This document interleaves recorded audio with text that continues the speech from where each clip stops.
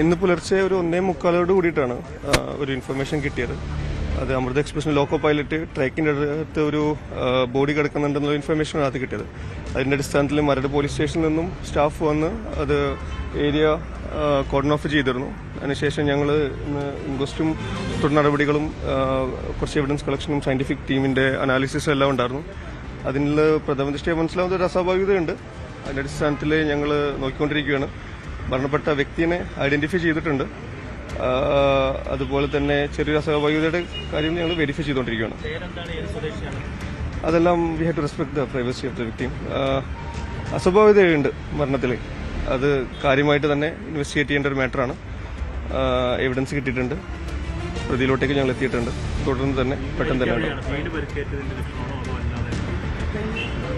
ട്രെയിനിൽ നിന്ന് വീണ് പരിക്കേറ്റതിന്റെ ഒരു അതല്ല, ഇവിടെ വന്നിട്ട് തന്നെ നടന്നതായിരിക്കാനാണ് കൂടുതൽ ചാൻസ് ഉള്ളത്. സോ അതിനായിട്ടുള്ള എവിഡൻസസും അതിനായിട്ടുള്ള നടന്നിട്ടുള്ള ഒരു സബ്സിക്വന്റ് കണ്ടക്റ്റും അതുപോലെ തന്നെ പ്രീവിയസ് കണ്ടക്റ്റിന്റെയും കുറച്ച് എവിഡൻസസ് ഞങ്ങൾക്ക് ലഭിച്ചിട്ടുണ്ട്. പരിക്കായിട്ടുള്ളത് ദേഹത്ത്, മുഖത്താണ് കൂടുതലായിട്ട് പരിക്ക് കാണുന്നത്. തുടർ കാര്യങ്ങളെല്ലാം ഇൻവെസ്റ്റിഗേഷൻ കാര്യങ്ങളെല്ലാം അതെല്ലാം ഇൻവെസ്റ്റിഗേഷനിൽ അതൊന്നും ഇപ്പൊ പറയാൻ പറ്റില്ല. അത് PM-ന്റെ ശേഷം മാത്രമേ നമുക്കൊരു ആധികാരികതയിലൂടെ അതിനെക്കുറിച്ച് പറയാൻ കഴിയുള്ളൂ. അതിപ്പോ എങ്ങനെ പറയാൻ പറ്റും? നമുക്ക് ഒന്നും പറയാൻ പറ്റില്ല. എങ്ങനെ ബന്ധുക്കളായിട്ട് സംസാരിച്ചു, അതെല്ലാം we have to respect them. So അതൊന്നും പറയാൻ പറ്റില്ല. അസ്വാഭാവികതയുണ്ട്, വ്യക്തമായിട്ടുള്ള അസ്വാഭാവികതയുണ്ട്. ഞങ്ങള് നോക്കുന്നുണ്ട്.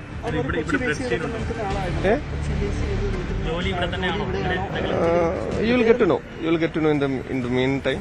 So now let the process continue. We'll get back to you. Okay.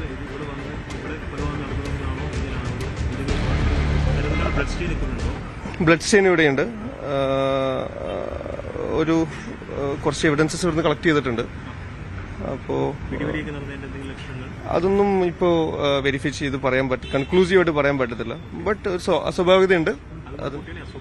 അതെ, അതും കൂടി അസ്വാഭാവികത ആണ്. വേറെ കുറച്ച് ആളുകൾ കിട്ടിയിട്ടുണ്ട്. Leave it. Okay, thank you. Abhilash, എന്തായാലും ഒരു അസ്വാഭാവിക പ്രതികരണം ലഭിക്കുമ്പോൾ കൃത്യമായ അന്വേഷണ സംഘം അല്ലെങ്കിൽ ആ പോലീസ് ഉദ്യോഗസ്ഥർ ആ തെളിവുകളിലേക്ക് എത്തുന്നു എന്ന് തന്നെയാണ് അദ്ദേഹത്തിന്റെ ശരീരഭാഷയിൽ നിന്ന് മനസ്സിലാക്കേണ്ടത്. പല കാര്യങ്ങളും അദ്ദേഹം മാധ്യമപ്രവർത്തകരോട് പങ്കുവെക്കുന്നില്ല എന്നതിൽ നിന്ന് തന്നെ അത് നമുക്ക് ബോധ്യപ്പെടുന്നു. അവിടെ സ്ഥിരീകരണം ഉണ്ടാകുന്നു. അതായത് ട്രെയിനിൽ നിന്ന് ചാടിയതല്ല എന്ന് പോലീസ് ഉദ്യോഗസ്ഥൻ പറയുന്നുണ്ട്. ആത്മഹത്യക്ക് ശ്രമിച്ചതുമല്ല, മറിച്ച് ഇവിടെ വന്നതിന് ശേഷമാണ് കൊലപാതകം നടന്നത് എന്ന പ്രാഥമിക നിഗമനത്തിലേക്ക് എത്തുന്നു. ഫോറൻസിക് വിദഗ്ധർ നടത്തുന്ന പരിശോധനയിലൊക്കെ അത് തെളിയിക്കപ്പെടും. അതായത് അവിടെ മൽപ്പിടുത്തം നടന്നിട്ടുണ്ടോ, ബലം പ്രയോഗിച്ച് ഒരു കൊലപാതകം നടന്ന സ്പോട്ടാണോ അത് എന്നത് ഇപ്പോൾ ഐഡന്റിഫൈ ചെയ്യുന്നു എന്നാണ് നമുക്ക് മനസ്സിലാക്കുന്നത്. ഒപ്പം പ്രതിയിലേക്ക് എത്തിയിട്ടുണ്ട് എന്ന് പറയുമ്പോൾ തന്നെ യുവതിയുടെ പേരോ മറ്റു വിവരങ്ങളോ ഒന്നും ഇപ്പോൾ പുറത്ത് വിടുന്ന സാഹചര്യവുമില്ല. അതോടൊപ്പം പ്രതി ആരെ എന്ന സൂചന പോലും ഇപ്പോൾ പുറത്തു വിടുന്നില്ല. അതൊരു പക്ഷേ പ്രതി എത്രയും പെട്ടെന്ന് പിടികൂടുന്നതിനായിരിക്കാം, വിവരങ്ങൾ ചോർന്നു പോകാതിരിക്കുന്നതിനുമായിരിക്കാം. എന്തായാലും നവമി വലിയ ആത്മവിശ്വാസത്തോടെയുള്ള വാക്കുകൾ ആണ് ആ പോലീസ് ഉദ്യോഗസ്ഥരിൽ നിന്ന് നമുക്ക് വായിച്ചെടുക്കാൻ പറ്റുന്നത്. പ്രതിയിലേക്ക് അവർ എത്തിയിട്ടുണ്ട് എന്നത് ഏതാണ്ട് ഉറപ്പിക്കാമല്ലോ.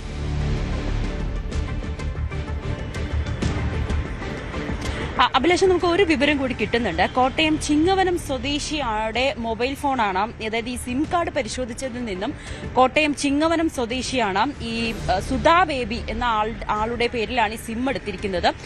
ഇത് തന്നെയാണോ എന്ന് പോലീസ് സ്ഥിരീകരിച്ചിട്ടില്ല. പക്ഷേ ഏകദേശം അതിലേക്ക് തന്നെ നമുക്ക് ഉറപ്പിക്കാൻ തോന്നുന്നു. ചില വിവരങ്ങൾ അത്തരത്തിൽ നിന്നും പറയുന്നുണ്ട്. പക്ഷെ അന്വേഷണ ഉദ്യോഗസ്ഥൻ അത് പൂർണ്ണമായും പറയാൻ തയ്യാറായിട്ടില്ലെങ്കിൽ പോലും നമുക്ക് ലഭിക്കുന്ന വിവരം അനുസരിച്ച് കോട്ടയം ചിങ്ങവനം സ്വദേശിയായിട്ടുള്ള സുധാ ബേബിയുടെ പേരിലാണ് ഈ സിം കാർഡ് എടുത്തിരിക്കുന്നത്. ഇനി സുധാ ബേബി തന്നെയാണോ സുധാ ബേബി തന്നെയാണോ മരിച്ചത് എന്ന് കൂടി സ്ഥിരീകരിക്കേണ്ടതുണ്ട്. എന്തായാലും പ്രതിയിലേക്കും എത്തിയിട്ടുണ്ട് എന്ന് അന്വേഷണ ഉദ്യോഗസ്ഥൻ വ്യക്തമാക്കി. അദ്ദേഹത്തിന്റെ പ്രതികരണം നമ്മളിപ്പോൾ കേട്ടതാണ്. ഇതൊരു ഈ മരണത്തിൽ ഒരു അസ്വാഭാവികതയുണ്ട്, ഒരു കൊലപാതകം എന്ന് തന്നെ നമുക്ക് ഇതിനെ എന്നൊരു നിഗമനത്തിൽ തന്നെ നമുക്ക് എത്തേണ്ടതുണ്ട്. ആ തരത്തിൽ തന്നെയാണ് പോലീസിന്റെ അന്വേഷണം. ആ ഫോൺ എടുത്തിരിക്കുന്നത്, അതായത് ഈ മൃതദേഹത്തിന് അടുത്ത് ലഭിച്ചിരിക്കുന്ന ഫോണിൽ നിന്നും അതിന്റെ സിം കാർഡ് സുധാ ബേബി എന്ന ആളുടെ പേരിലാണ് എടുത്തിരിക്കുന്നത്. ഇനി ഇവർ തന്നെയാണോ മരിച്ചതെന്ന് നമ്മൾക്ക് മാധ്യമപ്രവർത്തകർക്കാണോ വിവരം ലഭിക്കാത്തത്. പോലീസിന് എന്തായാലും അത്തരത്തിലുള്ള വിവരങ്ങളെല്ലാം ലഭിച്ചിട്ടുണ്ട്. പ്രതിയിലേക്കും ഉടനെ തന്നെ എത്തും എന്നുകൂടി പറയുന്നുണ്ട്. അവർ ഈ സ്ത്രീ ആരാണ്, ഇനി ഈ സ്ത്രീയുടെ എന്താണ് ജോലി, എന്താണ് ഈ സംഭവിച്ചത്, ഇങ്ങനെ ഒരു മരണത്തിലേക്ക് വരെ എത്തുന്ന എന്താണ് സംഭവിച്ചതെന്നടക്കമുള്ള കാര്യങ്ങൾ നമുക്കിനി വൈകാതെ തന്നെ ലഭ്യമാകും. പോലീസ് എന്തായാലും പ്രതിയെ കണ്ട് കിട്ടിയിട്ടുണ്ടെന്ന് കൂടി പറയുന്നുണ്ട്. പ്രതിയിലേക്ക് എത്തുന്ന എല്ലാ തെളിവുകളും പോലീസിന് ഈ സംഭവ സ്ഥലത്ത് നിന്ന് ലഭിക്കുകയും ചെയ്തു. ഇവിടെ വെച്ചാണ് ഒരു പിടിവലി നടന്നതായി പോലീസ് പറയുന്നുണ്ട്. ഇവിടെ വെച്ച് തന്നെ ആയിരിക്കും ഈ കൊലപാതകം നടന്നതെന്ന് പോലീസ് പറയുന്നുണ്ട്. മുഖത്തും ദേഹത്തുമൊക്കെ ഈ ഇത്തരത്തിലുള്ള മുറിവുകളുണ്ട്. ഏറ്റവും കൂടുതൽ ഞാൻ നേരത്തെ സൂചിപ്പിച്ചതുപോലെ തന്നെ മുഖത്തെ ഭാഗത്താണ്, അതായത് മുഖത്ത് ആണ് രക്തം കൂടുതലായി കെട്ടിക്കിടക്കുന്ന രീതിയിലേക്ക്, കട്ട പിടിച്ചു കിടക്കുന്ന രീതിയിലേക്ക് കണ്ടെത്തിയത്. എന്തായാലും ഈ പിടിവലി കൂടുന്നതിനിടയിലായിരിക്കും ഒരു കൊലപാതകം. അങ്ങനെ കൊലപാതകത്തിലേക്ക് നയിച്ച സാഹചര്യം എന്താണ് കാരണം എന്നതാണ് ഇനി നമുക്ക് അറിയേണ്ടത്.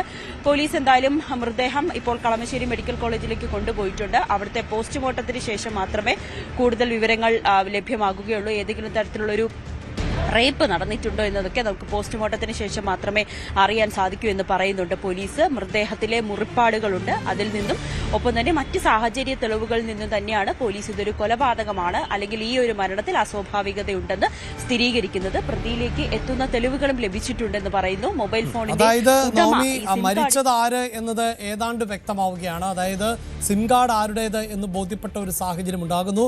ആ പേര് ഈ പറയുന്നത് പോലെ പോലീസിന് സ്ഥിരീകരിക്കാൻ പറ്റില്ല. കാരണം ആരുടെ പേരിൽ വേണമെങ്കിലും സിം വാങ്ങാവുന്നതാണ്. ഒരുപക്ഷെ ബന്ധുവോ സുഹൃത്തോ അവിടെയൊക്കെ ഫോണാണോ ഉപയോഗിക്കുന്നത് എന്ന് നമുക്ക് ഉറപ്പില്ല. എന്ത് തന്നെയാണെങ്കിലും ആ സിം കാർഡ് ആരുടേത് എന്നത് കോട്ടയം ചിങ്ങവനം സ്വദേശിനിയുടേത് എന്ന് വ്യക്തമാകുന്നു. അപ്പോൾ അവരുടെ സിം കാർഡ് അല്ല എങ്കിൽ പോലും അതിൽ നിന്ന് ആ മരണപ്പെട്ട ആളെ പെട്ടെന്ന് ഐഡന്റിഫൈ ചെയ്യാൻ പറ്റുന്നു. ഒപ്പം പ്രതിയിലേക്കും വളരെ പെട്ടെന്ന് തന്നെ എത്താൻ പറ്റുന്നു. അങ്ങനെ വേണമല്ലോ നമുക്കിപ്പോൾ അനുമാനിക്കാൻ, അല്ലേ?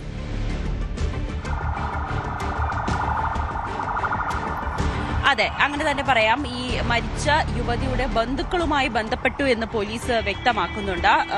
അവരുടെ ബന്ധുക്കളുമായിട്ട് സംസാരിച്ചിട്ടുണ്ട്. അങ്ങനെ എന്തായാലും പോലീസിന് കൃത്യമായി മരിച്ചത് ആരാണ് അല്ലെങ്കിൽ ഇവരെ കൊലപ്പെടുത്തിയത് ആരാണെന്നുള്ള വിവരം ലഭിച്ചിട്ടുണ്ട്. അത് ഉടനെ തന്നെ നമുക്ക് നൽകാൻ കഴിയും. പോലീസ് ഇപ്പോൾ എന്തായാലും അതിന്റെ അവസാന പ്രതിയിലേക്ക് എത്തുന്ന ഒരു സാഹചര്യത്തിലാണ്.